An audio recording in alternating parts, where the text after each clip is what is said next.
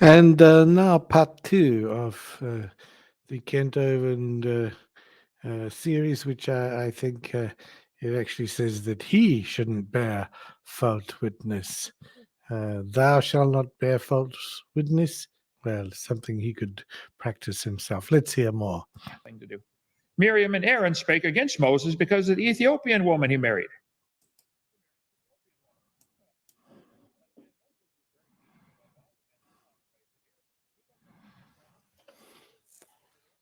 Own sister and brother are speaking against him because of who he decided to marry. Well, Hovin's sister and brother speak against him because of the person he is. Nothing to do with the fact that he's been married 4 times. Well, Miriam, Aaron, it's none of your business who he marries, okay?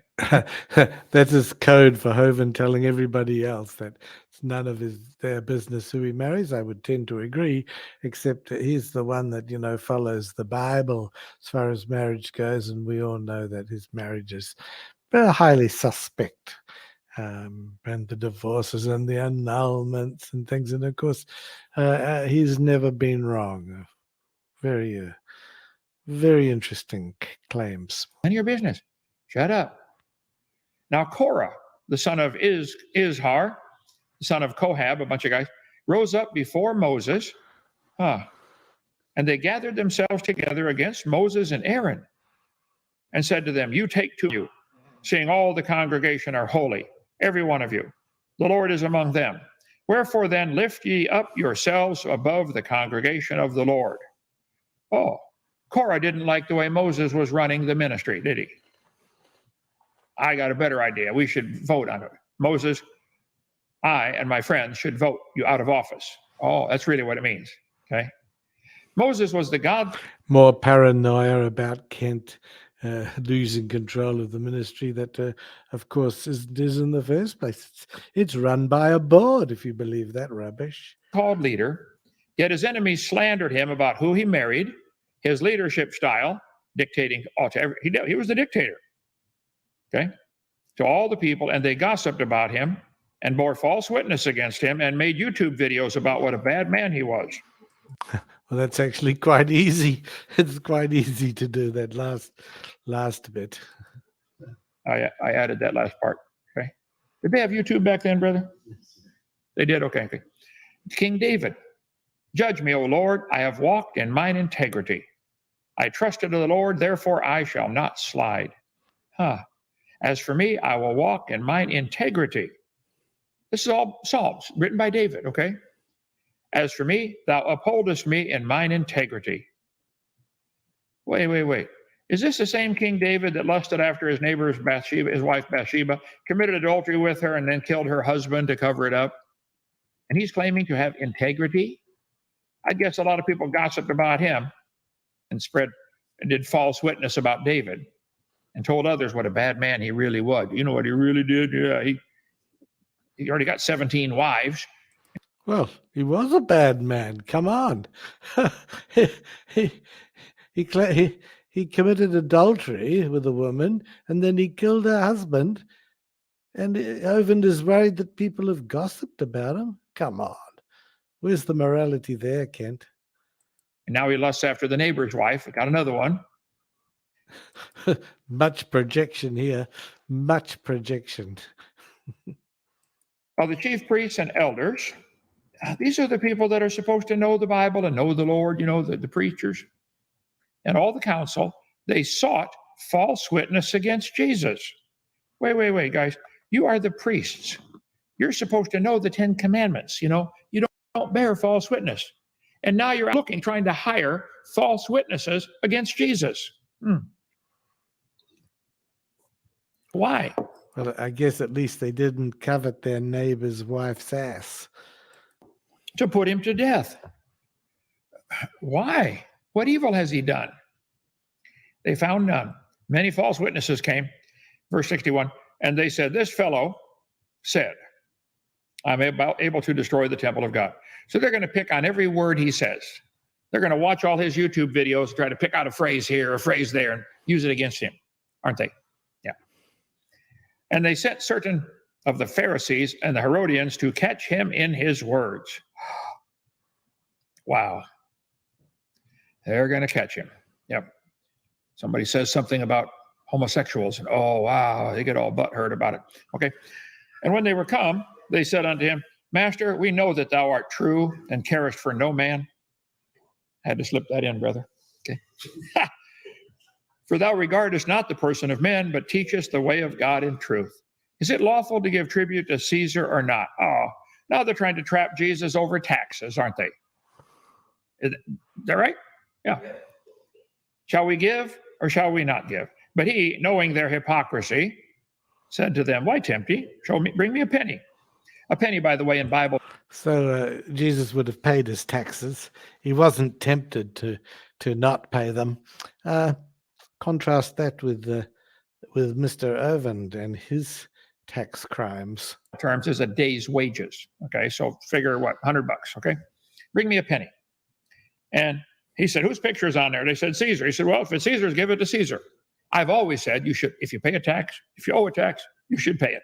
I've never been a tax protester, but they lie about me and say that I am. I am not. Okay. Hovind, you structured to avoid the tax reporting requirements, and you didn't hold the tax for your employees. You somehow try and claim they're missionaries and stuff like that. You're just absolutely full of it. I will do a separate program on that. You were justly convicted, and your so-called legal geniuses are just a jerk, absolute jerk. Okay. After these things, he went forth and saw a publican named Levi sitting at the receipt of custom. And he said, follow me.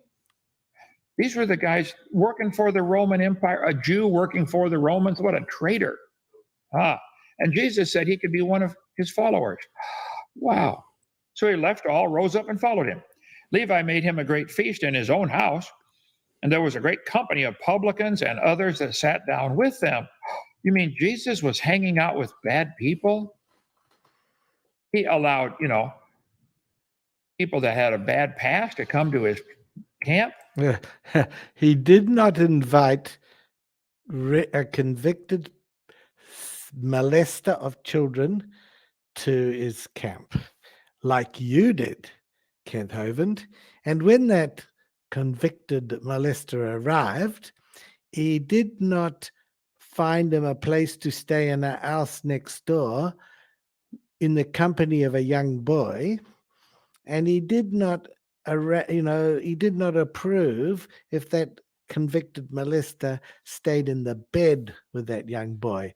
All those things you did, Kent Hovind, you did. Jesus would not have done any of that. I guess so. Scribes and Pharisees murmured against his disciples, saying, why do you eat and drink with publicans and sinners? Jesus was the perfect man, no sin. His enemies still slandered him. Why? He ate with tax collectors and sinners. They wanted to tell him how to run his ministry and who his friends could be. They gossiped about him and bore false witness against him. They sought false witness against him. They said, this fellow, they said, I'm going to destroy the temple. No, he did not. He's talking about his body. He said, you watch, I'm going to destroy this body and raise it up in 3 days. Jesus, the perfect man, no sin. His enemies still slandered him, gossiped about him, called him a liar, and bore false witness against him. Jesus said, verily I say unto you, among them that are born of women, there hath not risen a greater than John the Baptist. Wow. Jesus said John the Baptist was the greatest man. Yet his enemies still slandered him, gossiped about him, and bore false witness and cut off his head. They didn't like John the Baptist. Does anybody know what John the Baptist's middle name was? John the. Okay. We found this man a pestilent fellow and a mover of sedition among all the Jews throughout the world, and a ringleader of the sect of the Nazarenes. Who are they talking about? The Apostle Paul. Here they are accusing Paul, bearing false witness about Paul, one of the greatest Christians to ever live. He'd gone about to profane the temple, and we took and would have judged according to our law. I see. So the chief captain said, we brought him before you that you can examine him thyself, and you can take knowledge of all the things whereof we accuse him. Okay? Lysias came upon us and took him away. This is called bearing false witness. They're claiming that Paul was trying to profane the temple. No, he wasn't. He's preaching the gospel. But they're turning against him. Then Paul, after the governor had beckoned him to speak, he said, "Forasmuch as I know that thou hast been many years a judge unto this nation, I do the more cheerfully answer for myself." He said, "They neither found me in the temple disputing with any man, neither raising up the people, neither in the synagogues nor in the city. Neither can they prove the things whereof they now accuse me." Good answer, Paul. Paul, one of the greatest Christians to ever live, wrote half the New Testament. He stayed faithful to the Lord even after being beaten and stoned. Yet his enemies still slandered him, gossiped about him, and bore false witness against him. Brother Meister, you ever had anybody bear false witness about you? Oh boy, huh? Okay. Acts 28. They said, Paul showed up in Rome finally, and he said, "Hey, you know anything about our ministry we're doing for Jesus?" They said, "We desire to hear of thee what thou thinkest. As concerning this sect, we know that everywhere it is spoken against." You must be doing something right if everybody's talking about you bad. Guess we're doing a lot good around here, aren't we, brother? Yeah, we got a few folks that don't even know us, but they talk bad. Okay. Unmasking the false prophet of creation. Jeannie Scott, this is about me? Kent Hovind? Jeannie, am I a false prophet? Let's see. His true agenda, is part of the religious right, and he really wants to undermine public schools. Now, Jeannie, you are lying. I think public schools should teach the truth. Evolution is not true. It's not science. Evolution should not be involved in any schools whatsoever that are tax funded. What They a should load be in a of private rubbish. school. If you want to start a private school, go. Absolute rubbish. First of all, Kent doesn't pay his taxes. He's convicted of that. And that makes this another complete joke. And of course, I don't know what the percentage would be exactly, but something like 98% of scientists in the field accept that evolution is true. And it's only Kent and a few outliers that don't think it is true. And Kent is not a scientist just because he can shoot a rubber band or make a paper airplane. That's about the limit of this Kent. Goodness me, I have to repeat this so many times. Teach what you want. Your religion of evolution should not be in a public school. I'm not trying to undermine public schools. My brother retired from public school. My mother retired from teaching public school. Here we go, boasting about what his brother and his mother does. Totally irrelevant. The next thing we'll hear that his father was an engineer and the only survivor is platoon or something equally, repetitive sort of a thing. It's just amazing, this rubbish. I went to public school clear through 14th grade. Okay. Yeah, that's about the highest qualification you would have got, isn't it, Kent, apart from the ones you bought? How did those grades go? How come you can claim to teach high school math and science when you don't have a qualification in that field any higher than high school in math and science? If you have, let's see it. So I just think we should teach truth in the school. That's all. It seems Kent Hovind is a liar too. Yes, well, you should teach truth about the definition of religion. Just read it. It requires the belief in the supernatural, or a God. And evolution doesn't. It's the opposite. You can't just define it out of that by saying, they're all the same. In that case, anything is a religion. It's just not. It's just not, Kent Hovind. Goodness, I feel so sorry for people that had you and watched your DVDs or tapes or were homeschooled on you. They're the true failures in today's society, I imagine. Goodness me. I feel sorry for them. It's not their fault. It's yours and their parents. Wow. Creation gets a dash of anti-Semitism. What? They're accusing me of being anti-Semitic? Ken Hovind, creation is liar and evil, evil, evil. Whoa, I guess Phil, you're not biased, is he? No, okay. The simple believe every word, but the prudent man looketh well to his going. Better think about it. Could it be that somebody is bearing false witness? Kent Hovind lies about me. BZ Myers, I'll debate you any day. Bring it on. Come on. Another meaningless challenge to a debate. What he means, he'll discuss, because they're not debates. In any real debate, you don't have sort of notes in terms of slides that you put up and scream at your crew to help you and order the moderator, if it's Donnie, to do this or do that. And then Donnie jumps to attention like the Hovindite that he is. Come on. Why would anybody debate you on those channels ever again? Find a truly independent moderator, one who stops the constant interrupting, and that can happen on both sides, and one that doesn't get you out of giving an answer when you get cornered, then that would be fine, but not the current format. And this business about they can go first, that gives you the advantage, Kent. You go first. You go first in your debates. Have you debated this man? You may be entitled to compensation. Really? Ken Hovind is a pedophile enabler. Really? This is the kind of accusations we get. Do you think? Well, why they say that? You have to ask the question why you're called an enabler. And that's because you insisted, against the wishes of your volunteers, that a registered offender come to DAL. You said he was welcome anytime. And then you allowed him to stay in a house under your control, albeit off-site. And he was in the company of a young boy, and he was found in bed with that young boy. And you still found excuses for that. And the other matter was when apparently a board member, and I tackled you on this, there you were interviewed on the channel of Stephen Boland, and you said this guy was guilty of some sort of fiddling or interference with a minor.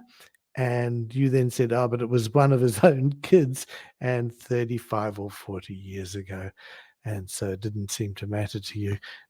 You can't make this stuff up. It's just the absolute pits, Kent Hovind, and you should be ashamed of yourself. And people would think a lot more of you if you just fronted up and admitted to this. It's all can be found for people to look. The evidence is clear. Do you're a narcissist? You're a punk. And here's the thing, Theo, God loves you, okay? 5 lies Kent Hovind is spreading. Lies and sexual jokes. Whoa, these guys are desperate. They're trying to get attention by sticking their name in the title, get them more views. Right, AJ? Okay. Well, I posted a copy of some of your jokes that were very, very close to the bone, especially as you had dragged a couple of girls up the front for daring not to listen to you during your seminar. And then you began to talk about what turns animals on. And then you talk about that joke about the man didn't come. And we all know what you meant by it. And, for an adult, it's bad enough, but that's okay. I could accept that. But not in front of children, Kent. It's just disgusting. You're a disgusting person. You just should not be doing that. We're going to have to stop this here, and we will do part 3 coming up soon. Thank you for your patience listening. Part 3 coming up next. Thank you.